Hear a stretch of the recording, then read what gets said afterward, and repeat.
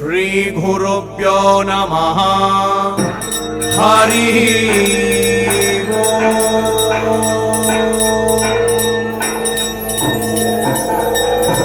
श्रीराम मंगलाशासनम्।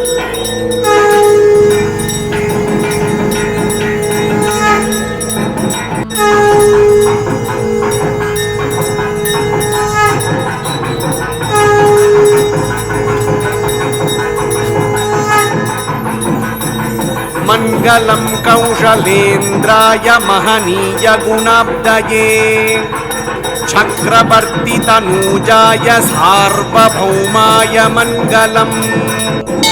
वेद वेदांत वेद्याय मेघश्यामल मूर्तये पुंसां मोहन रूपाय पुण्यश्लोकाय मंगलम।